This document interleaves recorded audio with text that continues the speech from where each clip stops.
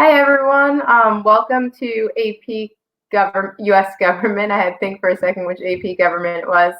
And tonight we're going to be doing a lesson on polling. So I'm just going to share with you our slides for this evening. Give me one sec. Here we go. So again, tonight, this is AP U.S. Government and Politics. We're getting into polling and the different types of polls that are used throughout our country, and also the historical purpose of those polls, how they got started, and then why those polls are used. And you're going to see there's various reasons, and how to make a good poll over how to make a bad poll. Things you should look at when you're looking at polls. So these are the links or the ways you can get to us on social media. So at ThinkFiveable, either through Twitter, Instagram, YouTube. Definitely reach out to us there if you have any questions, any ideas for streams you would like us to do, or just how much you love the streams that you're watching. It's a great place to connect with us. So we're going to look at what is public polling to begin with, right? And then we're going to break it down. We're going to talk about the historical development of polling, how they got started and how they've expanded since that time, and where exactly polls are today and the different ones that are used today. And I have a couple cool infographics and examples to show you on that. We're going to look at the different types of polls. I think your mind will be blown when you see how many different types of polls there are. See, my cat Johnny's very excited to hear all about the polls tonight. We're going to talk about the characteristics of a valid scientific poll. So a lot of times you see on the news polls, and sometimes they can have completely different numbers, even though they might be trying to gauge the same topic. And that part of the characteristics of a valid scientific poll will kind of let you know why that might be taking place. We're going to look at polls. So we're going to look at different types of polls today. I have a Gallup poll for us to look at. And then I also have a poll from 538, and I'll tell you what that is when we get more towards the end of this stream. And then I know everyone just completely loves those practice questions, which is just a great way, practice questions, of seeing how well you kind of did following along with the stream tonight. It'll gauge where you are. So we're going to jump right into this, and the way we're going to jump into it is getting right into looking at, hey, Ashley, thanks for joining us. Thanks for joining me tonight. We're going to jump right into it and Ashley, please stop me along the way if you have any questions. And that's my cat, Frankie, who just had to block the screen. Looking at the historical development of polling. So the Harrisburg, Pennsylvanian, before I jump into that, straw polling dates back to early 1820s. So we're going to see that in the early 1820s, straw polls were being used. And the very first one, the very first public opinion poll for a presidential election was going to be July 24th, 1824. So the election of 1824. And we're going to have the Harrisburg, Pennsylvanian, which is a newspaper, report on this poll. And in the election of 1824, by any chance, those of you who are watching, does anyone know who was running, who the candidates were in the election of 1824? Sometimes one of the candidates like to refer to this election as a corrupt bargain taking place during this election. Two candidates. One was the son of a former president. One was the son of a former president. Okay, cool. So one was John Quincy Adams, who was the son of John Adams, who was our second president. And then the other dude was Andrew Jackson, who ends up losing the election. But why this is important and why I bring this up is because this first poll that did take place showed prior to the election that Andrew Jackson would hands down win the election with over 335 votes. That's not what ends up happening. I mean, it's an interesting election for a couple of reasons. In the end, John Quincy Adams is going to become president. But John Quincy Adams becomes president because nobody got a majority in the electoral votes. So the House of Representatives had to decide this election. And when the House decided, it went to John Quincy Adams. And Andrew Jackson calls it a corrupt bargain because he felt as though Henry Clay did some shady business to get the House to elect John Quincy Adams. Now, prior to it going to the House of Representatives, Andrew Jackson for sure was in the lead in the popular and the electoral vote. So some might like to argue that even though he didn't end up winning the election, that straw poll that was in the Harrisburg, Pennsylvania, was accurate in the sense that he did have more going into it. It's just that the House of Representatives went the other way.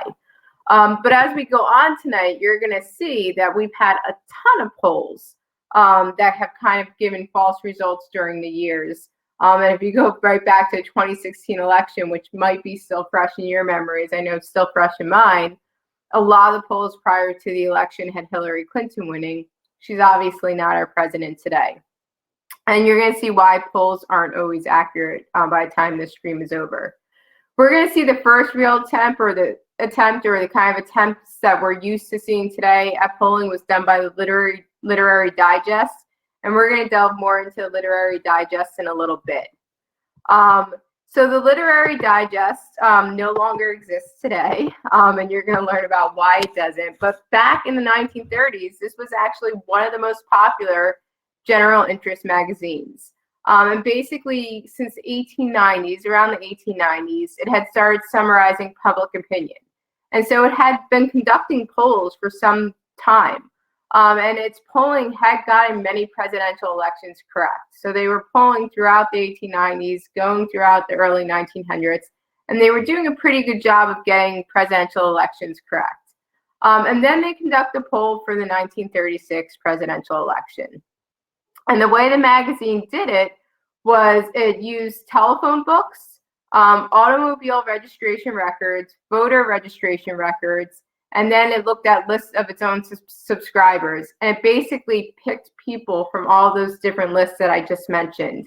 And in total, they mailed about 10 million surveys to people. So again, going out of names out of telephone books, automobile registration records, voter registration records, and then mailing to all their subscribers.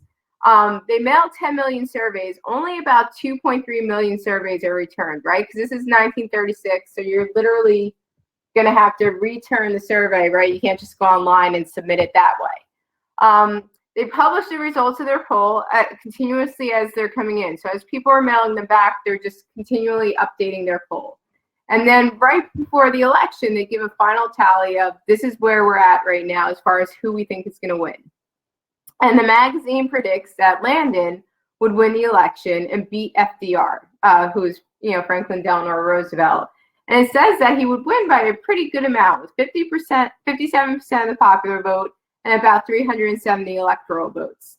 But what we see happening in that 1936 election is that Roosevelt easily wins re-election with 61% of the popular vote and 532 votes in the Electoral College. So this magazine completely got the results wrong. They weren't even close. So there are a couple things that are learned from this polling disaster. One, a very large sample, right, because they had 2.3 million surveys returned, doesn't guarantee a more accurate poll. So just because you have that many people taking part in this poll doesn't mean it's going to be more accurate. The sample size, like in most national polls today, is actually fewer than 1,500 individuals. And what they want is they actually find that to be the best number, because when you use less and you stick to that 1,500 number, you're going to see a poll to be about plus or minus 3 percentage points, meaning it could go either way. So if they're saying that 52% of the population might vote one way and it's plus or minus 3 percentage points, that means it could actually be 55% or it could be 49%, but it's going to be somewhere within that realm. Beyond that, though, sample size must also increase to achieve more accurate results. So I'm sorry, my cat's really bothering me tonight. The second way they looked at it, though, is they also said that the way they went about getting their sample, right, using the voter registration records, the automobile records, the way they went about doing all of that was actually flawed. So they're saying what you did was you were primarily going after people who own telephones, who own cars, who were able to pay a subscription to your magazine. So by doing that in the 1936, during the Great Depression, by doing all of that, you're technically favoring the wealthier in society who are more likely to vote Republican, and Landon was the Republican candidate. So by excluding people who can't afford luxuries like a telephone, a car, or a subscription to a magazine, you're not including as many Democrats, and so therefore your results are going to be flawed because of that. And keep in mind, this is during the Great Depression as well. So what we're going to see is that this magazine ends up losing a lot of its credibility. They're going to end up selling to Time magazine in 1938. And by 1939, this magazine is going to completely just shut down. So it kind of really fell apart because of this bad poll from the 1936 election. In 1935, we're going to see George Gallup enter this field, and Gallup polls are one of the more popular polls that you tend to hear about still today. And what George Gallup does is he starts a weekly newspaper column.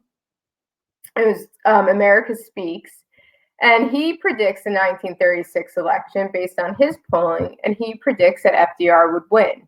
And obviously, again, FDR does win in 1936. His sample was only 50,000 people.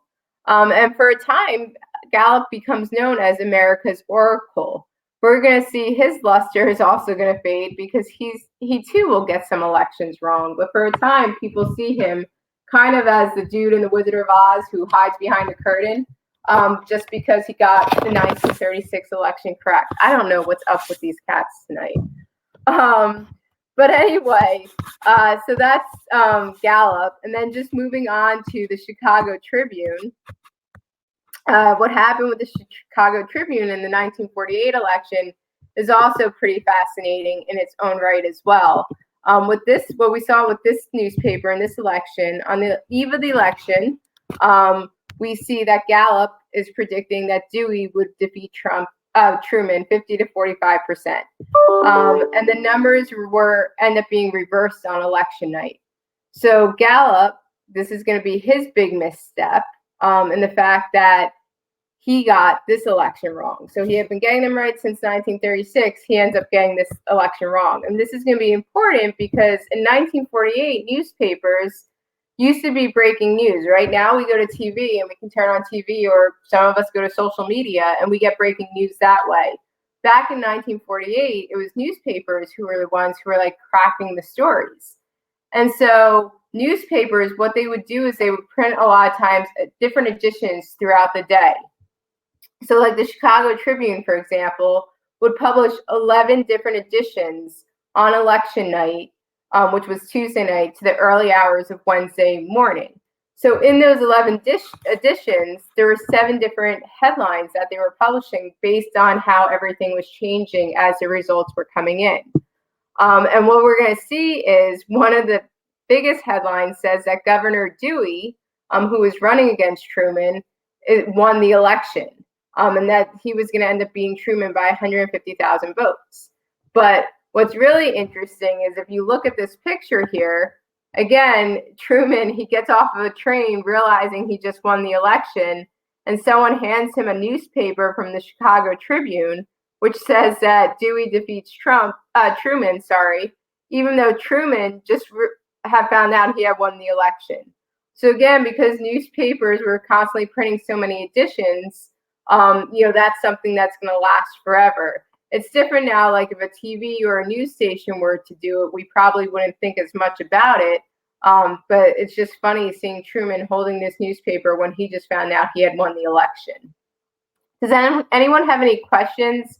We're going to start going into how polls specifically are conducted, but I can take a second if anyone has any questions about Literary Digest, George Gallup, Chicago Tribune, any of that stuff.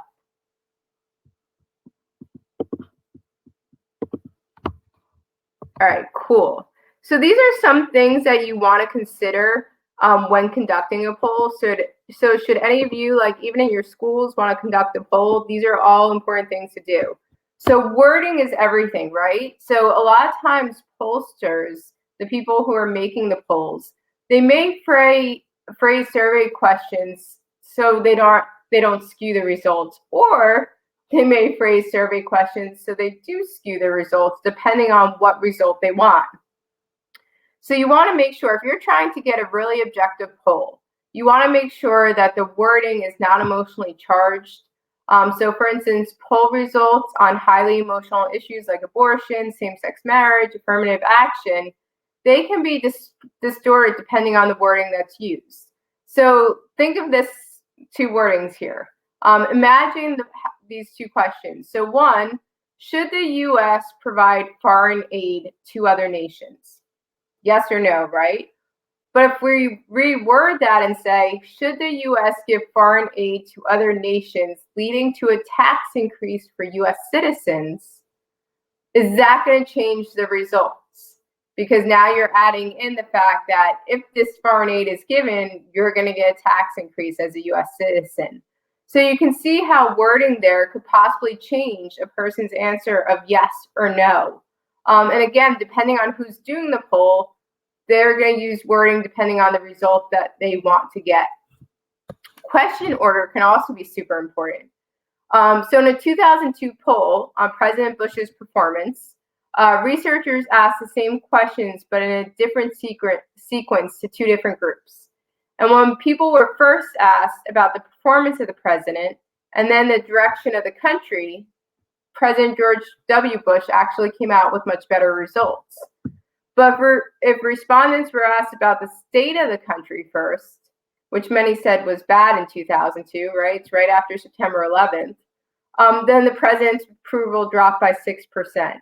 So it's interesting too, depending upon the order in which you ask the questions can also impact the results of that poll. Framing the question is really important, right? So framing a question means posing it in a way that emphasizes a certain perspective. So example, researchers found that respondents have widely varying views on whether abortion should be legal, depending on how the question was framed. So only 28% of Americans believe abortion should be legal under all circumstances, while many more supported abortion when the question was framed with a certain condition emphasized.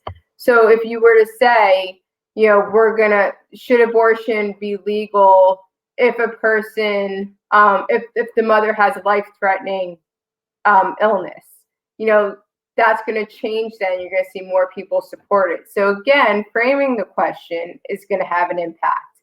Defining the population to be measured, I skipped that. I apologize. But defining the population to be measured, all that means is, what is your survey sample going to be? How are you going to get that survey sample? So how many respondents do you want, right? So again, most times nowadays they want a 6 out of 1,500 number. That's the amount of respondents that they want. But also, how are you going to pick those people? Are you going to use telephone, mail, walk to their doors? And we're going to get into all those different things I just said in a couple slides from now. Or maybe even the next slide, I forget. But does anyone have a question about these things to consider when conducting a poll? Okay, so talking a little bit about sampling techniques and sampling error, which is super important to understand when conducting polls. So a representative sampling is when a representative sample needs to have about 1,500 respondents. So again, that's the number we're looking for to say, if you want to know, does this poll have a representative sampling? Meaning, are we representing the diversity of our country? You're looking for the fact that there's about 1,500 respondents.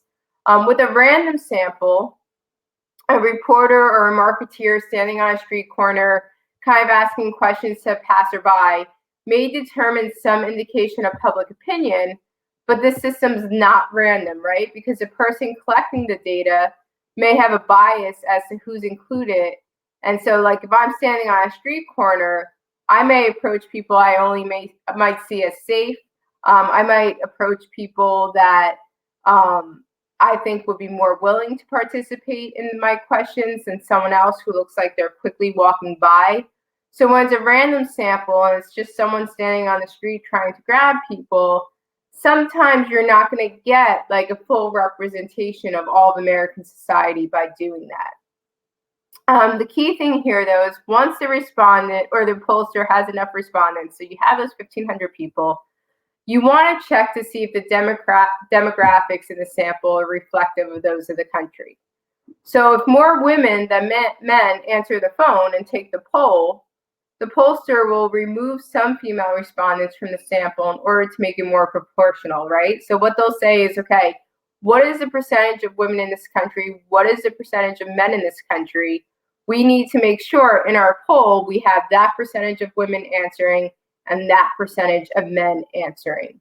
So if a congressional district, and it's not just women and men, we got to take into account ethnicity as well.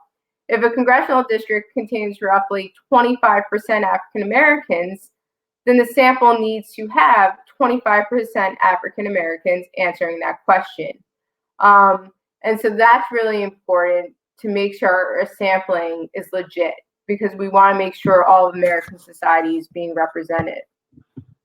A sampling error occurs, or the way to determine if a sampling error has occurred is a difference between the poll results and the results and then the results that come out from the answer. So for instance, in an election poll, we can say there was a sampling error if the poll said, so going back to that Literary Digest 1936 poll, there was a sampling error, right? Because it said that Landon was going to win. Well, FDR won the election. So we would say that there was a sampling error there. Questions about anything there before we move on to the next slide? All right, cool. So why do we do all this madness of conducting polls anyway, right? What is the entire purpose of doing this? One is to inform the public, right? So sometimes it's good for the public to know how American society, right, might feel on an issue. So that's always helpful. So we'll see that a lot of times there'll be public opinion polls maybe on should marijuana become illegal, public opinion polls on should the president be impeached. That's a big one we're seeing now, right? So that just helps inform the public of, this is kind of where the country stands on this issue. Informing candidates. So candidates love to run public opinion polls as they're running for office. It gives them a good idea of how well they're doing as a candidate. It lets them know, like, if the public is responding to their issues, or if the public's not responding to their issues. And sometimes candidates will conduct polls not only on, like, this, like the issue of abortion or gun control or stuff like that, but it might be as simple as, is this candidate approachable? Is this candidate too high strung? Like personality questions you might see in some of those polls, because a candidate wants to see not only how their issues are faring, but how they as a person are faring as well. To inform current office holders. So sometimes our Congress people and our president, they like to conduct polls because they want to know, like, what is it the public wants us to do with certain laws or certain topics? Or how does the president or how does the public see us performing our job? Especially if that current office holder plans on running for re-election, it's super important that they're keeping up to date on how the public really feels they're doing. And then to make predictions, right? We see this all the time prior to an election, and we're going to go into all the different types of polls that take place prior to an election, but making a prediction is huge. We see that that's really important, that a lot of newspapers and news organizations, people make millions of dollars off of making predictions about how an election is going to go. And it's kind of like the weathermen in a sense. Like, if you get it wrong, you're scapegoated for a while, but you'll see that they'll usually continue going, except for a Literary Digest, which kind of just went kaput. So these are all the different types of polls, and we're going to talk about all of them. And then we're also going to talk about some of the problems that are associated with them. So telephone. Telephone is basically where a pollster is making random calls.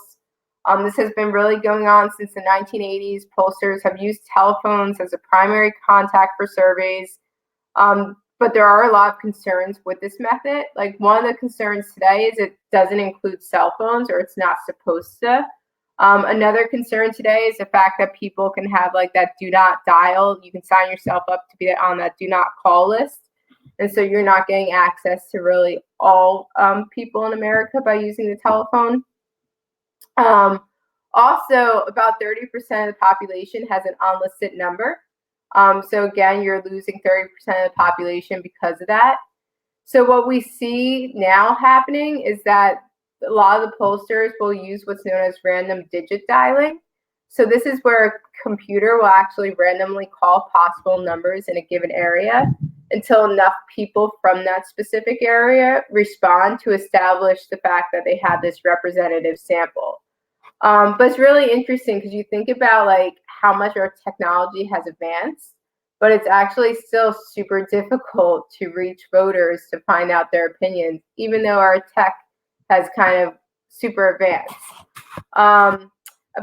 And also another big issue is like, I know myself, I don't have a landline in my house, right? Like I don't have a phone in my house. The only thing I have is my cell phone.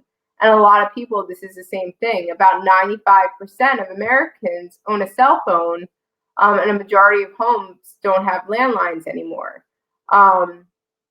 So because of that, that's also causing difficulty as far as can these pollsters actually get a hold of people on the phone or not. In person, so this is door to door, right? Like someone comes and knocks on your door. They'll ask you a question, or it could even be like someone's in a mall taking a survey. The problem is, like, I know I don't open my door to strangers, right? Someone tries to stop me in the mall to be like, I have questions to ask you. I'm probably not going to stop. So the in-person is also really hard because for safety reasons, a lot of people just don't want to make contact with someone they don't know. So in person, you're not really getting a truly representative sample either. Tracking polls, these ask people the same or similar questions over time to track the path of public opinion. So these are used a lot during election season to show how public opinion changes or to assess the strength of a candidate. Candidates also use tracking polls to shape their campaigns. So taken out of context, they make no more sense. They don't really make a lot of sense. But if you look at the polls, like as they're doing them, so a lot of times tracking polls, they might take place like every couple weeks. So if you look at them and you're looking to see how those numbers change, it makes sense. But if you just look at like a poll that was taken the third week and don't look at what came before it or what's coming after it, it's not going to make as much sense. So a great example of this would be like looking at presidential approval ratings, right? Which are done every few weeks. We don't want to look at like just where is the presidential approval rating today.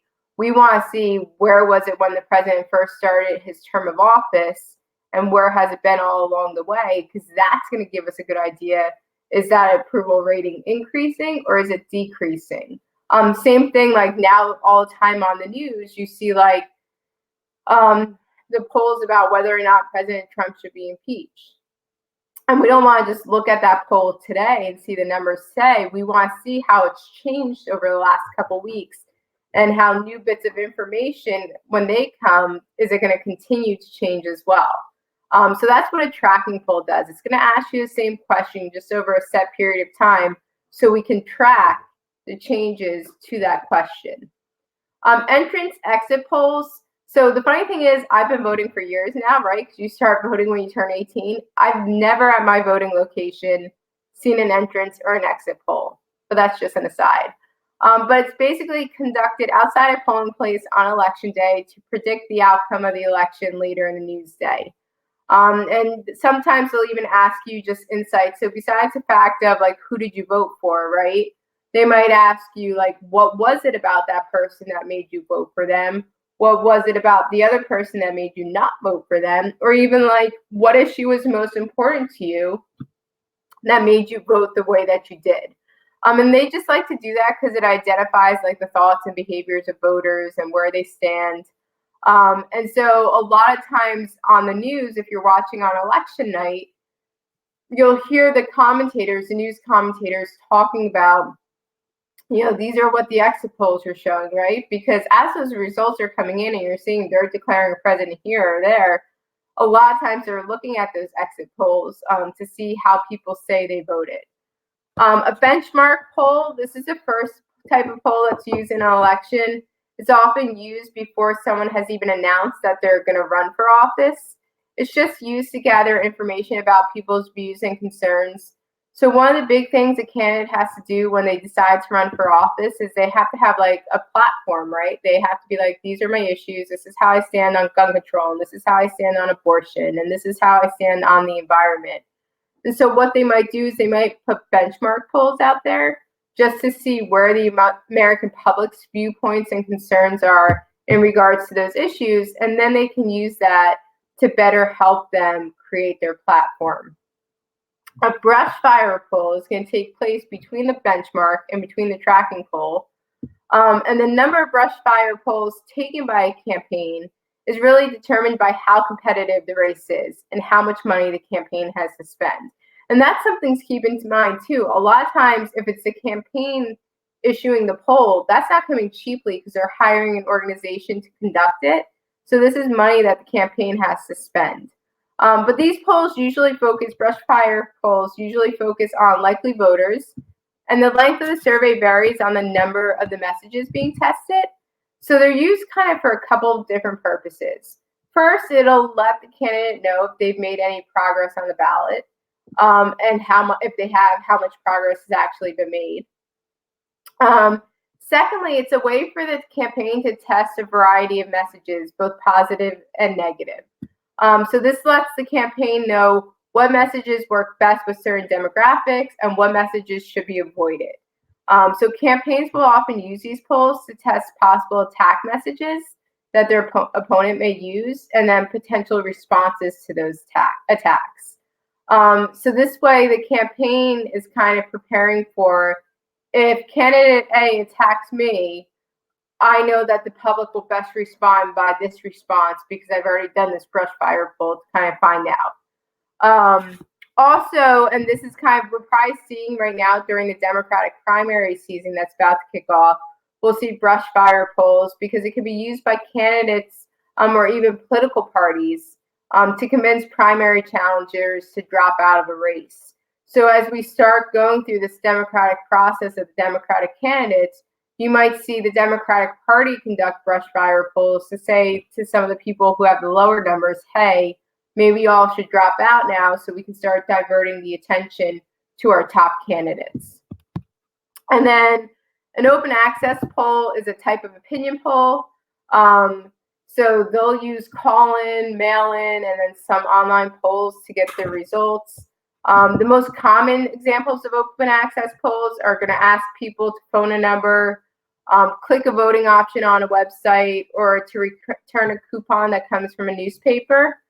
So with open access polls, what we're going to see is they're not really scientific because they're requiring or asking people to, in a sense, contact them with an answer.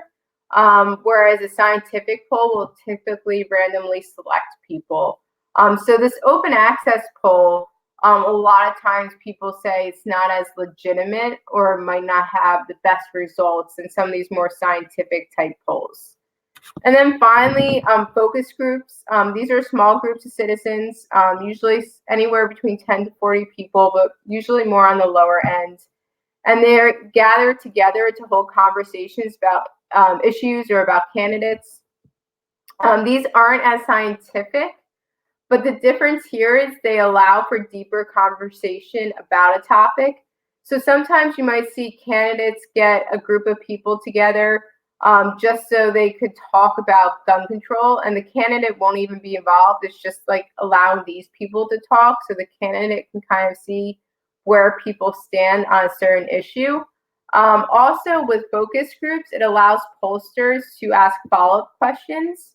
And you can also look at someone's body language, right? So, like, you can see as they're answering it if it's an issue that someone's more emotional about, or maybe it's an issue that someone's less emotional about. So a good example of this is Mitt Romney. He ran for president in 2012. And so after a focus group, he started wearing more jeans because he found out from the focus group that people actually responded better to him when he was wearing jeans. It made him seem like more down to earth and more in touch with the common person. So that's just one example of how a focus group can kind of change your way of handling things. Yeah, it is super weird, right?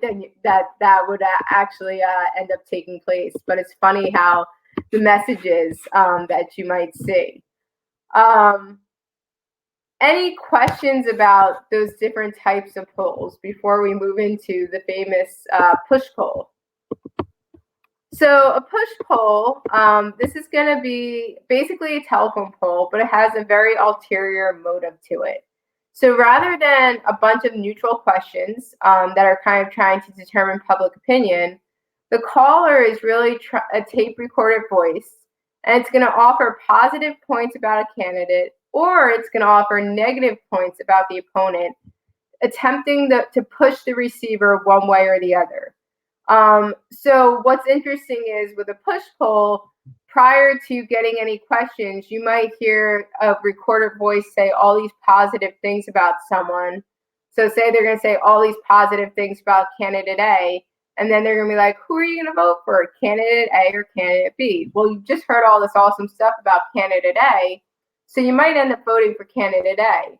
Or it could even be the reverse, where it's this recorded voice saying these terrible things about candidate B, and then it ends with, who are you going to vote for, candidate A or candidate B? So push polls don't end up giving off the best results, and a lot of times their purpose isn't even to get results, because a lot of times the phone call will actually end, and don't forget to vote for candidate A on election day. So a lot of times push polls are really out there to try to sell you on a specific candidate, and then remind you to get out and vote. So that's why they're really seen as being very manipulative in their action, and it's very much like a robocall, which frustrates people when they answer their phone. That's the last thing we want to hear on the phone. So here are the things that you would like to see in a poll. These are kind of the things that you're looking for to make sure that the poll is valid. Number one, you want to know who is sponsoring the poll. Is it a candidate sponsoring the poll? Is it a political action committee that might be tied to a specific candidate? So for instance, if the NRA is conducting a poll, right, the National Rifle Association is conducting a poll on guns and gun control, you should know that their questioning might be trying to skew you in a certain direction, right? So that's why it's important to know, like, what is the point of this survey, and who is the person paying for this survey. You know, if it's a news organization, for the most part, you can trust that it's going to be objective. But if it's a political action committee or a candidate, just be a little bit cautious. Know who is interviewed, right? So when a poll is conducted, it's important to see who was the sample. How did you get that sample? Did you use telephone, mail-in, computers? That's always important. What was the breakdown demographically? You know, how do you choose these people to participate in the survey? Was it random, or did you have a fixed way of doing it? What was the wording of the questions that were used? So a lot of times you might see, like, this many people favor impeachment, or this many people favor abortion. Well, what wording did you use to get that response? So don't just necessarily look at the poll results. You need to say, what was a specific question that people were answering? Because that will then give you a better idea of those poll results. Knowing the order and the context of the questions, right? So we talked about that example with George W. Bush, and how when one question was asked first, how that skewed the results. This is Frankie again walking through. Recognize that there are opinions and non-opinions, right? So some people, when they get a phone call, they might just not have an opinion on the topic, but if they have to choose between yes and no, they're just going to end up giving an answer, right? So it's just important to recognize that fact. Check the interpretation of the data. So, like, who is the person that's taking all these statistics, and how are they interpreting those statistics? Recognize that what was not reported may be important. So for instance, they might have asked people 5 questions, but they're only reporting on 3 questions. Well, why is that? What were the other 2 questions, and what were the responses you got to those 2 questions? Because that's going to tell you a lot as well. And just be familiar with the reputation of the organization conducting the study. So there's definitely well-known organizations like Quinnipiac is huge right now with polling. 538 is also huge. Those are the more reputable organizations. ABC News is also a very reputable organization. So it's just important to understand that when CNN and Fox News do polls, just know, like, a lot of times when they're conducting their polls, it's their viewers who are the ones who are calling in, right? So those polls might be skewed because Fox News viewers definitely have one way of thinking, and CNN viewers, same idea, have one way of thinking. So just understand that when you're looking at those organizations, not that they're purposely trying to skew it, but because they're just using their viewers, it could possibly be skewed. Whereas Quinnipiac and then also 538, they're going more for those random sampling that we had talked about. So this is, really, Frank, this is an example of a recent Gallup poll. And so this would also be an example in a sense. Can you decide what you want to do? Thank you. So this is a Gallup poll, and this is showing you the approval ratings and the disapproval ratings for the president, for our current president. This is a tracking poll, right? Because we're seeing that same question being tracked over a period of time. So starting in March of 2017, when the president's only about 2 months into office, and then this goes until the end of September of this year. And so the green shows you how many people approve of the president, and you can see kind of how it's been changing over time. And then you can see the darker green, really, Frank, is showing the disapproval of the president. And again, you can see how, so right now we can see that it used to be worse than now. Yeah, it's definitely interesting. So keep in mind, this is the end of what happened October 17th. So that's a really good, October 17th. Let's see, where is that? Oh, October of 2017, do you mean? When the president's approval ratings went really low? Yeah, no worries. So October of 2017, good golly. So let me think. This is the president's first year in office. I think that's probably, I'm almost positive, I want to say that October of 2017 is one of the times, because there were 2 times in his presidency so far that we've had a government shutdown. So my educated guess here, because that usually comes more towards the fall and the end of the year, my guess would be that in 2017, those low approval ratings were probably because our government was in a shutdown and people were frustrated with him. I could be wrong on that. And here too, keep in mind, right? So this ends the end of September.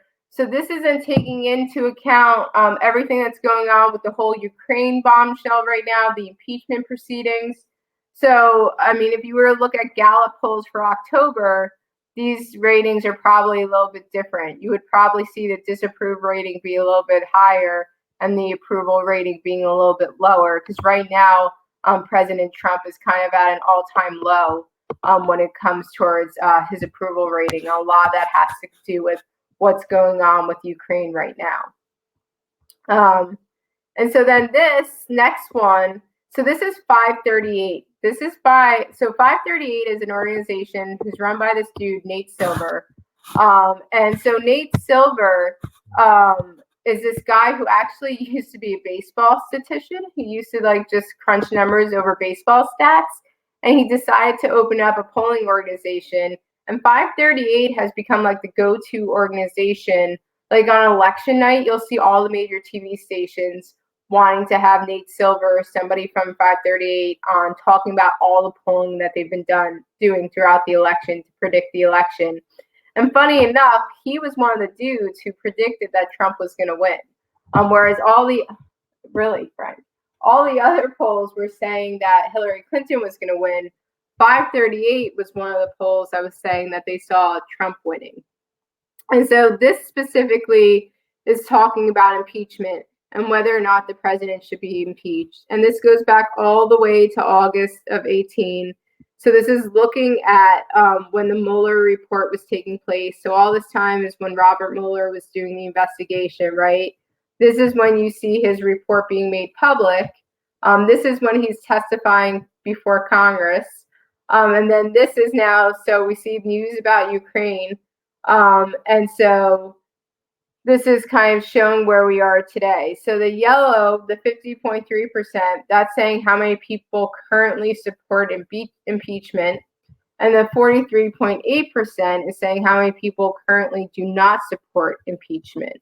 And you can see that the numbers after Ukraine kind of really changed in different directions.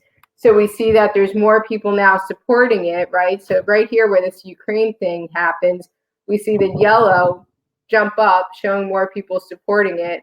And then we see here the purple going down, showing more people. We see the number decreasing about the people who are against it. And these numbers, as new people keep testifying in Congress every day, these numbers keep changing. That we're seeing more and more people starting to support an impeachment taking place. Any questions about this poll? So then I have one question to kind of end tonight before then we get into any general questions that you all might have. And the one question I have is, which of the following is necessary for a public opinion poll to be valid? And don't answer. I'm going to set up a little quiz. The poll must use objective, open-ended questions. Equal numbers of people from different demographics need to be polled. The poll must be conducted by a responsible news organization, or the poll must have a low margin of error. And when it's saying a low margin of error, they're talking about that when they say like plus or minus 3 percentage points.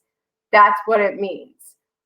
It's somewhat of a tricky question, possibly, but I'm going to set up a poll here, so don't answer because we can answer within the poll. So question 1, and we're going to say answer A, answer B, answer C, and then answer D. Let's add this. So vote for which one you think is correct. A, B, C, or D. Oh, back into my poll. So we have 1 for B. I think there might be one more of you out there watching. I'll give you a second, but if not, that's okay. All right, so the answer, okay, we have 1 for B and we have 1 for C. Thank you for responding. So the answer to this question is actually B. And again, I mentioned it was somewhat of a tricky question. Good job, Ashley. The reason why it was somewhat of a tricky question is because it's saying equal numbers of people from different demographic groups. And wait, which of the following is necessary? Oh, hold on. I might have asked the question wrong.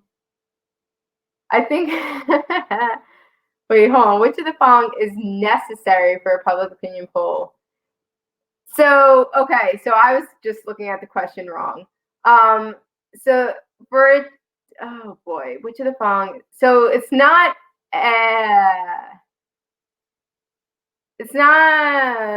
boy. I think, so the question should have said, which of the following is not necessary? I think that's where I messed up. And let me go through all these answers.